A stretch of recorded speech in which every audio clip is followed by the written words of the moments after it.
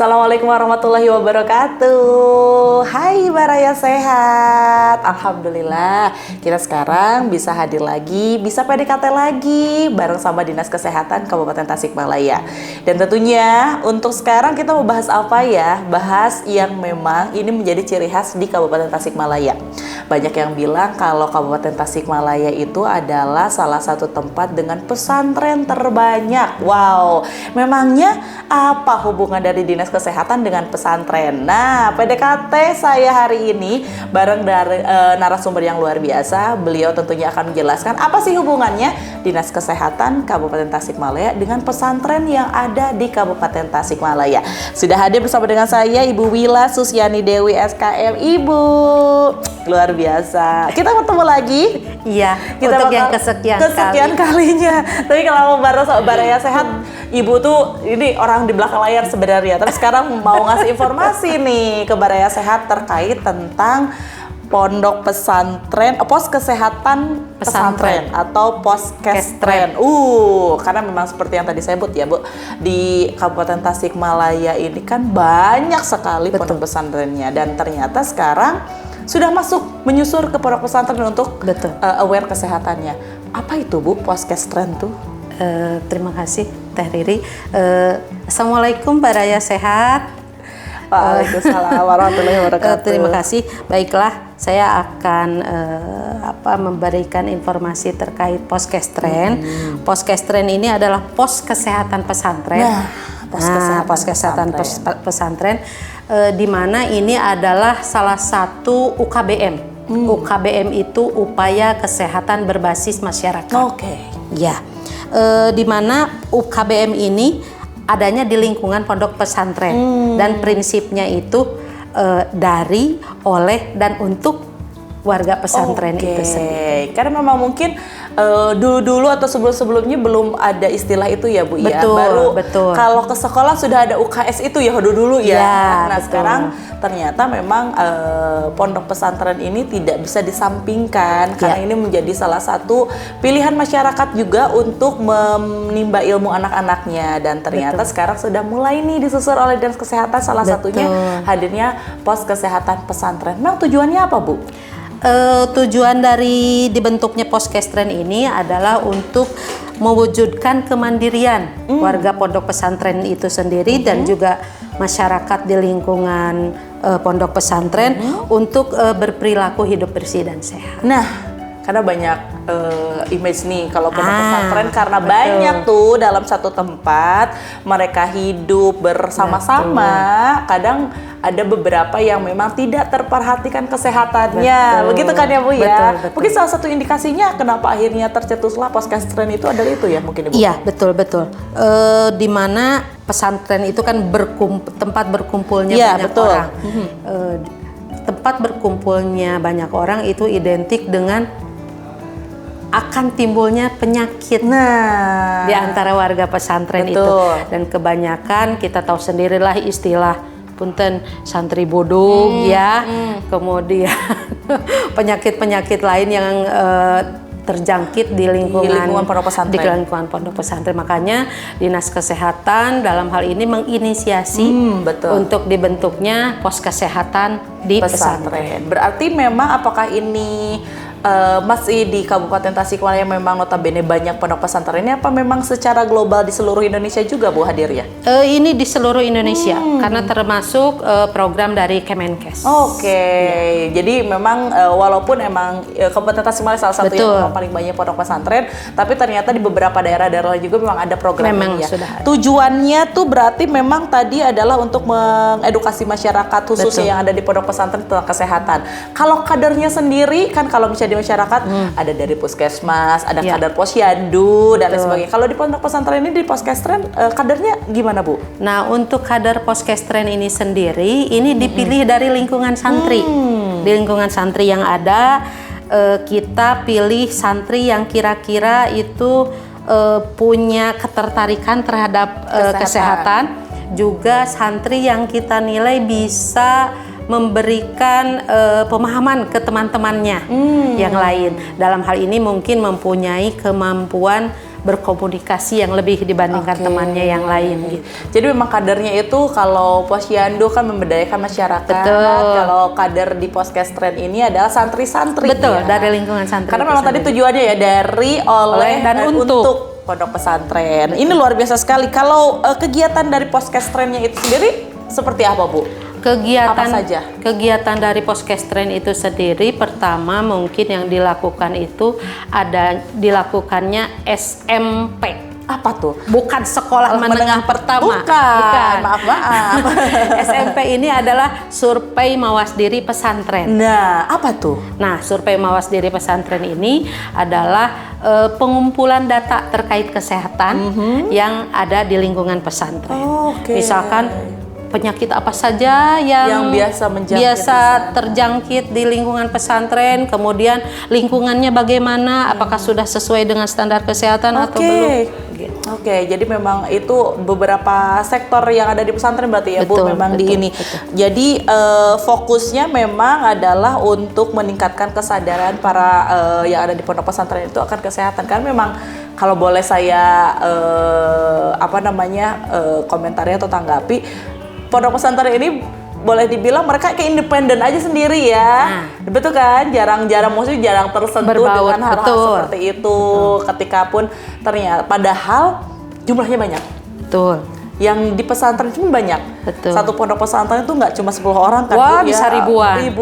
Iya, apalagi pesantren besar. Wah, betul sekali. Dan itu tuh memang salah satu kesehatan tuh salah satu yang penting juga. Ini mulai tahun kapan sih, Bu, mulai adanya program Poskestren ini? Kalau program Poskestrennya ini sendiri ini sudah dicanangkan dari tahun 2000, kalau saya tidak salah ya, tahun 2019. Wah, 2019 sudah mulai ada program ini, sudah mulai dirintis. Sudah mulai dirintis dan sekarang sudah mulai berjalan ya, Bu. Memang kalau capaiannya sudah sampai mana sekarang?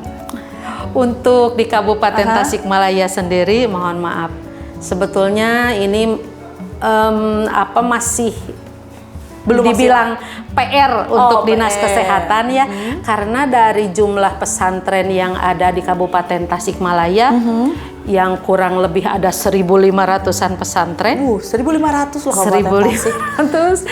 1.500. Poskestren yang baru terbentuk untuk tahun 2023 ya. Itu baru 74.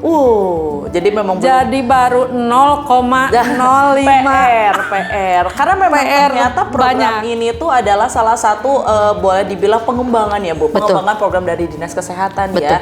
Sampai akhirnya ternyata pondok pesantren ini itu memiliki potensi yang besar dan ternyata memang harus juga diperhatikan terkait kesehatannya. Karena memang betul ya. Karena kalau kita ngomongin mau nyekolahin anak ke pesantren itu udah langsung image-nya teh, wah nanti dia akan pulang-pulang begini, nanti dia akan dapat penyakit ini, gitu kan? Karena image-nya itu ya seperti itu. Tapi ternyata mulai sekarang diedukasi ya. Betul. Biasanya kegiatannya di Poskestren ini apa aja, Bu? Biasanya kegiatan di Poskestren ini adalah pertama itu adanya pemeriksaan kesehatan santri dan masyarakat di lingkungan pesantren. Pemeriksaan kesehatan santri di sini hanya pemeriksaan kesehatan sederhana seperti penimbangan berat badan, pengukuran tensi gitu ya. Adapun misalkan kalau ada santri atau masyarakat yang sakit, itu oleh kader Poskestren itu dirujuk ke pelayanan kesehatan yang lebih tinggi. Oke, berarti kolaborasi antara Poskestren dengan kayak Puskesmas yang kayak gitu ya berarti. Betul. Jadi memang mereka saat ini belum menerima pelayanan kesehatan karena memang mungkin kedepannya ya, Bu ya. Begini, kalau Poskestren itu sendiri itu lebih dititik beratkan ke promotif dan preventif. Betul.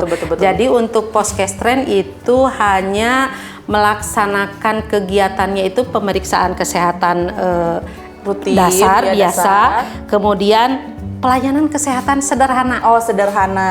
Kalau misalkan ada santri yang demam, misalkan bisa diberikan obat seperti paracetamol yang ada di Poskestren itu. Iya, betul. Kalau ada penyakit yang itu yang perlu penanganan lebih serius itu dirujuk ke tingkat pelayanan yang lebih tinggi. Jadi memang salah satunya juga adalah promosi itu edukasi ya. Betul. Memang. Edukasi terkait pola hidup sehat di pesantren itu seperti apa, dan memang itu mungkin program nanti ke depannya mudah-mudahan seperti itu ya Bu ya, ada pelayanannya. Jadi memang santri itu udah benar-benar tenang banget gitu kan. Itu mungkin insya Allah mudah-mudahan ada support dan dukungan dari Baraya Sehat juga gitu kan, karena memang ini program yang memang pasti akan berkembang sekali ya Bu ya. Masih panjang juga perjalanannya, PR juga masih banyak ya Bu. Masih sangat banyak. Jadi memang manfaatnya itu dengan hadirnya Podcast Trend itu seperti apa Bu yang diinginkan untuk santri-santri yang ada di pesantren itu? Manfaat dari Podcast Trend itu pertama, santri itu bisa memperoleh informasi terkait kesehatan lebih awal dibandingkan masyarakat lain. Kemudian bisa memperoleh bantuan pelayanan kesehatan secara profesional, karena kan ada kerjasama dengan puskesmas itu. Betul. Kemudian untuk si kadar Podcast Trend-nya itu sendiri itu bisa mewujudkan aktualisasi dirinya.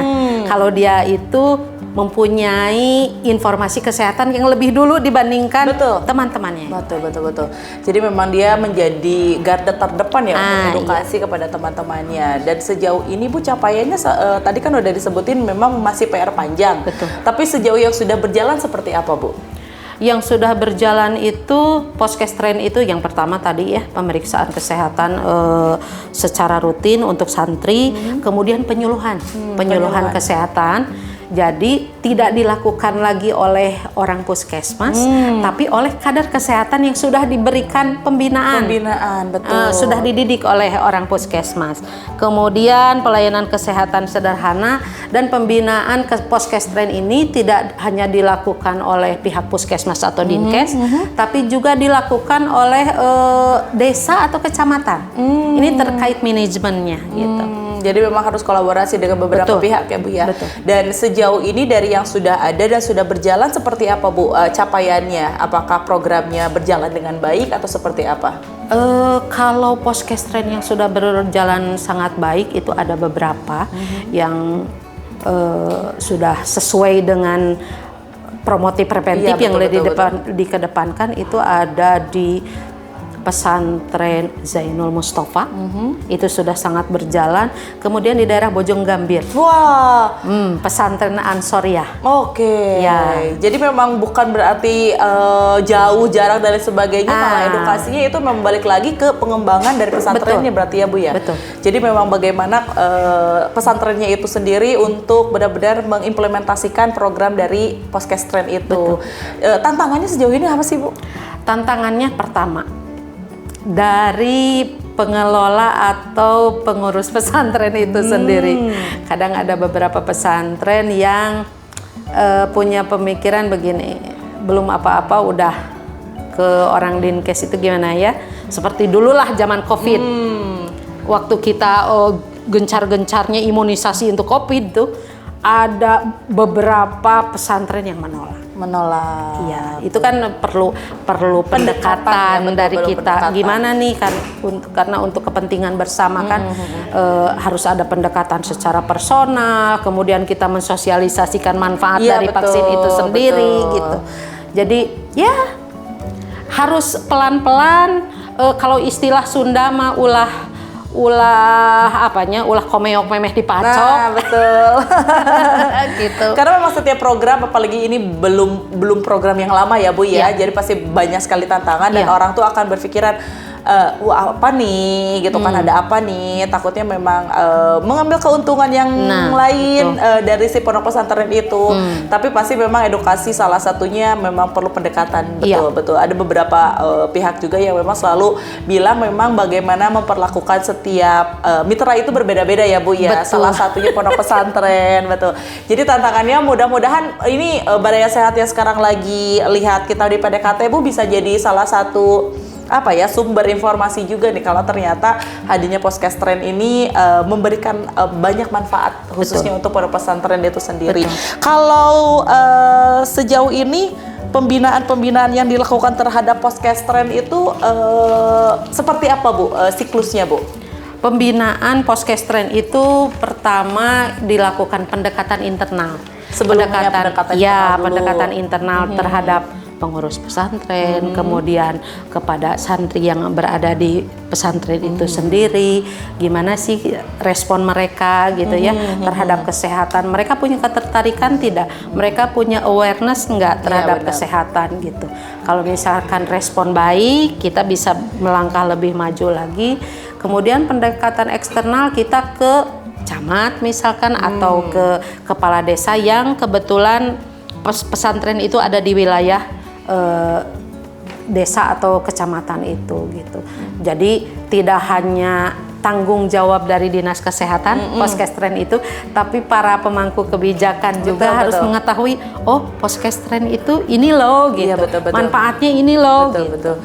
Karena memang ya balik lagi edukasi kepada banyak pihaknya memang perlu sangat digencarkan sekali ya Bu ya program ini, karena memang jujur aja sih saya pribadi saja baru mendengar ada Poskestren ternyata ya. Jadi memang ada juga program dari Dinas Kesehatan untuk mengedukasi pondok pesantren terkait kesehatan.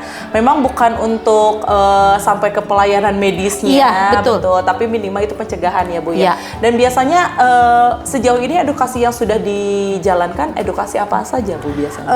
Edukasi yang sudah dijalankan itu biasanya yang sudah berjalan ya, Poskestren sudah berjalan itu, misalkan edukasi tentang PHBS, tentang perilaku hidup bersih dan sehat, kemudian tentang kesehatan lingkungan, kemudian tentang kesehatan ibu dan anak juga, karena pesantren itu kan santri itu ada santriwati, ada santriwan kan? Iya betul. Jadi mereka, kenapa kita berikan pendidikan kesehatan tentang kesehatan ibu dan anak? Karena mereka itu calon-calon ibu. Betul. Kemudian terkait pandemi yang dulu juga kita mensosialisasikan juga tentang COVID, tentang pencegahannya bagaimana, kemudian tentang bagaimana kita menyikapi kalau misalkan kita terkena COVID gitu. Karena ada beberapa pesantren pada saat COVID itu kan benar-benar menutup diri. Betul. Gitu. Kita nggak bisa masuk sama sekali. Itu tantangan-tantangan yang memang ditemui ya Bu ya berarti ya. Dan itu tidak hanya di COVID aja berarti ya. Memang untuk mengedukasi salah satunya Poskestren ini juga ada ya. Dan memang butuh support ini. Sekali lagi support dari Baraya Sehat ya. Karena memang kalau misalnya ada Baraya, saya yakin Baraya Sehat di sini tuh mungkin ada juga yang anaknya pesantren. Betul kan ya Bu ya. Apalagi memang kalau di Kabupaten Tasikmalaya itu rata-rata lah boleh dibilang seperti itu, pasti banyak yang memasukkan anaknya ke pondok pesantren. Ini bisa diedukasi terkait Poskestren. Siapa tahu anaknya yang jadi kadernya. Jadi kadernya ya Bu ya. Kalau dari kader sendiri itu nanti mendapatkan pembinaan dulu ya Bu ya berarti. Mendapatkan pelatihan. Biasanya untuk menjadi kader kesehatan Poskestren atau kita sebut santri husada. Ada istilahnya berarti ada santri husada. Itu namanya santri husada. Itu mendapatkan pembinaan atau pendidikan dari pihak puskesmas terdekat. Gitu. Misalkan mereka belajar tentang cara mengukur tensi yang baik, menimbang berat badan, kemudian mereka juga belajar tentang kalau misalkan ada yang patah, cara membidai secara sederhana lah, tentang tata cara kegawat daruratan gitu. Jadi memang ini tuh boleh dibilang plus-plusnya banyak untuk yang bisa jadi kader, dan itu tuh memang setelah itu jadi kader terdepan untuk mengedukasi ke wilayah dan lainnya, dan itu berarti perlu kolaborasi yang berkelanjutan ya Bu ya programnya. Jadi ketika satu Poskestren yang sudah berjalan tidak bisa dibiarkan begitu saja, terus akan dipantau lagi, diedukasi lagi, karena mungkin si kadernya udah beres tuh sekolahnya, betul ya Bu ya? Berarti harus ada pengkaderan lagi tuh ke adik. Lagi. Itu mungkin salah satu program seperti itu berarti Bu?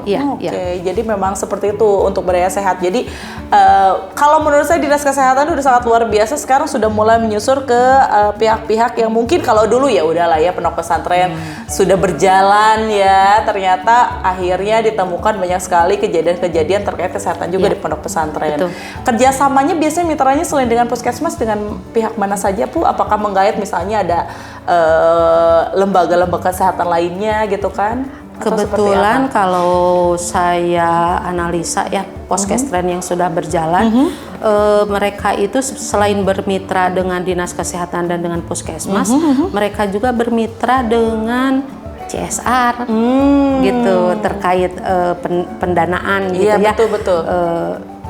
Kalau misalkan pesantren besar kan mungkin tidak masalah bisa mengeluarkan dana dari mereka sendiri gitu. Tapi kalau misalkan pesantrennya kecil, non jauh di sana gitu ya, seperti contoh di Bojong Gambir itu mereka CSR dengan pengusaha setempat gitu. Untuk mungkin dalam besaran itunya mungkin tidak terlalu besar gimana, tapi rutin gitu. Dan itu sangat berefek sekali ya untuk pengadaan mungkin unit kegawat daruratan itu ya Bu ya. Dan hebatnya si santri itu bisa melakukan usaha sendiri. Seperti mereka membuat kerajinan tangan atau mereka membuat makanan untuk dijual ke masyarakat di lingkungan pesantren. Dan uangnya itu dikelola seperti di koperasi gitu. Wah, mantap. Akhirnya pokoknya seperti itu, karena memang sekarang juga selain banyak sekali pihak yang memang menyusul ke pesantren, betul. Karena memang kalau kita lihat perkembangan ekonomi syariah ya Bu ya, betul kan, dan ini sudah jadi satu bagian yang tidak bisa dipisahkan. Betul. Perkembangan syariah itu nggak bisa dipisahin, salah satunya pondok pesantren. Dimana memang mereka ternyata kalau sebelumnya saya berpikir mulai menyusul ke perekonomian pesantren Bu. Oh ya, sekarang sudah mulai nih orang-orang atau apa namanya pemerintahan tuh udah mulai ekonomi pesantren, karena memang itu perputarannya sangat luar biasa kan. Betul. Dan ternyata ini edukasi untuk masyarakat, kesehatan juga sudah masuk ke pondok pesantren. Itu luar biasa ya. Harapannya ke depannya seperti apa Bu? Harapannya untuk ke depannya Poskestren ini dari jumlahnya yang baru 74, mudah-mudahan ke depannya bisa bertambah lagi. Kemudian para santri dan masyarakat di lingkungan pesantren juga bisa memaksimalkan manfaat dari Poskestren yang sudah ada. Kemudian derajat kesehatan masyarakat di pesantren dan di lingkungannya juga bisa menjadi lebih bagus dan lebih baik. Luar biasa, karena memang betul sekali. Sekali lagi kalau kita ngomongin soal pesantren itu kita nggak ngomongin satu orang dua orang, kita nggak ngomongin yang punyanya saja ya Bu ya, tapi santri-santri yang ada di sana yang selain memang harus diperhatikan pendidikannya, perekonomian yang akhirnya ketika mereka keluar dari pesantren bisa mengembangkan potensinya, kesehatan juga ternyata menjadi salah satu yang memang harus diperhatikan. Biar apa? Biar masyarakat tidak perlu khawatir lagi untuk masuk ke pesantren atau jangan ragu memasukkan anak ke pesantren. Karena ternyata memang sudah sangat difikirkan aspek-aspek itu, salah satunya kesehatan. Ini luar biasa sekali. Semangat Bu, karena PR-nya masih sangat panjang. Sangat panjang. Apalagi dengan banyaknya pondok pesantren. Betul. Ini menjadi salah satu daerah dengan pondok pesantren terbanyak di Indonesia. Sepertinya. Tapi karena, memang iya sih kalau menurut saya ya. Kita kan dijuluki kota santri ya. Betul. Iya betul. Dan memang pondok pesantren memang banyak dan itu PR-nya besar juga Bu. Tapi semangat Ibu, apalagi dengan luas wilayah yang luar biasa juga ya. Kabupaten Tasikmalaya itu wah juara kalau kita ngomongin wilayahnya ya Bu ya. Tantangannya ini tidak akan bisa dengan jalan begitu saja tanpa support dan juga dukungan dari masyarakat khususnya Maria Sehat. Jadi silakan untuk edukasikan Poskestren ini kepada anak-anaknya ada di pondok pesantren. Edukasinya kalau ada dari Dinas Kesehatan yang mau mengedukasi soal Poskestren, silakan jadi garda terdepan, jadi kader ya Bu ya. Betul. Ibu Mila, terakhir apa yang pengen disampaikan untuk Baraya Sehat? Baraya Sehat untuk yang mempunyai anak dan ingin dimasukkan ke pesantren, jangan khawatir karena di beberapa pesantren yang ada di Kabupaten Tasikmalaya itu sudah terbentuk Poskestren. Mangga sekarang pesantren itu sudah sangat melek terhadap kesehatan, jadi tidak usah khawatir.